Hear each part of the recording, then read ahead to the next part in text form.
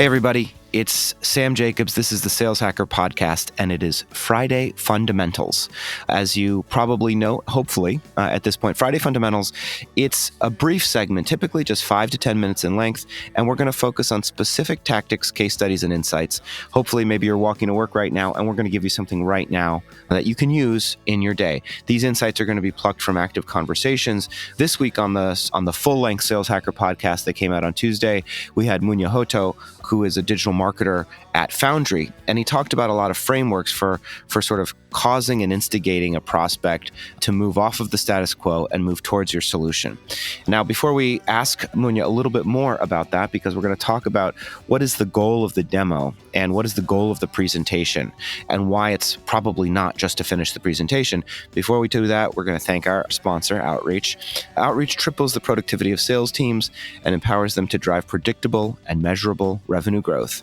By prioritizing the right activities and scaling customer engagement with intelligent automation, Outreach makes customer-facing teams more effective and improves visibility into what really drives results. Hop over to outreach.io/saleshacker to see how thousands of customers, including Cloudera, Glassdoor, Pandora, and Zillow, rely on Outreach to deliver higher revenue per sales rep. Munya, thanks for being on Friday Fundamentals. How are you? Good, thank you, Sam. How are you? I'm good. Welcome back. It's been a few days since we last spoke. What we want to talk about right now is you mentioned to me, what is the goal of the presentation? What is the goal of sort of the substantive conversation? So tell us what is that goal and why is it not what most people think it is? So yeah, Sam, I'm really passionate about this idea because a lot of salespeople, their goal is simply to finish their presentation or to get to the end of their PowerPoint. And what's actually happening during that whole process is that the prospect is also wanting you to get to the end because they have seen this information before. These are commoditized statistics most of the time that they've seen either on LinkedIn or in another sales presentation by a competing vendor. So I want to move or help salespeople to move away from just getting to the end of their presentation to actually ensuring that when they hang up, when they walk away from that conversation, the prospect has made a fundamental decision to change. They may not choose you as a solution provider, but you've sufficiently loosened the status quo and created urgency and uniqueness. That means that for that prospect, the cost of staying the same is greater than the cost of change. And the way that you do that is through, tell us, you use this phrase, size and speed. Walk us through what that specifically means. What that means is that you need to articulate to the customer that the size and the speed at which the issues that you resolve for through your particular solution are coming at them. Very simply, your customer or your prospect believes something about you as a salesperson that actually you might not even believe about yourself, which is that you see more people that look like them than they do. And that's your one opportunity for you to introduce a distinct or provocative point of view, because again, you've got a macro level view on their micro situation as one of the players in a particular industry.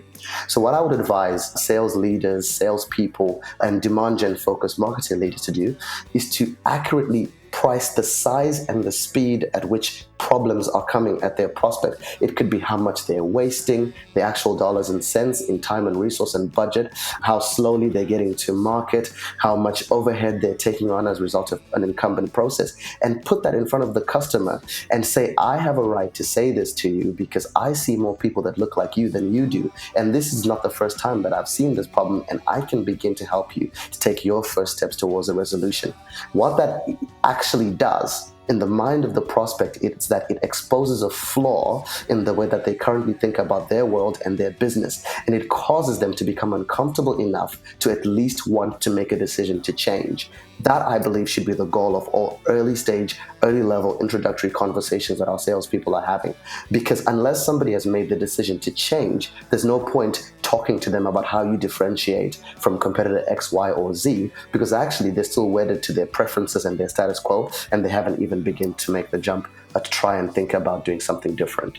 That's a great insight. The last thing on today's Friday Fundamentals, you have this concept of, related directly to what you just said, which is getting to the end of the presentation. You have this concept of the PowerPoint hammock or the narrative hammock. So walk us through what that is. And then you said that there's 2 magic words that cause people to actually pay attention.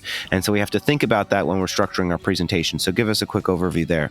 Yeah, so most kind of discoveries are done via PowerPoint, and increasingly now it's done remotely. And the way that a PowerPoint is typically structured is that there's like a hot open, an agenda setting process, and then you go through your presentation, and then you get to the end of it, and then you state those two words in conclusion, and then you kind of end the presentation. A study was done to actually study what's going on in the brains of prospects as salespeople are taking them through those discoveries. And it was discovered that there is more brain activity when prospects are asleep than when they are actually viewing those discovery presentations. So you, Sam, were worried that your presentation is putting prospects to sleep. Actually, it's doing a lot worse. So the way to ameliorate for that and to kind of fix that is to introduce a story arc into the conversation that piques interest all the way through, because prospects immediately switch off if you regurgitate commoditized statistics to them. 70% of this, 52% of that, 5.4 buyers. We've heard all those statistics before.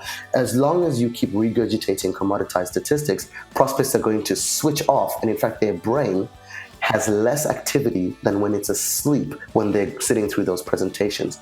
The way to fix that, again, visionary insights. Introduce some controversy into those presentations.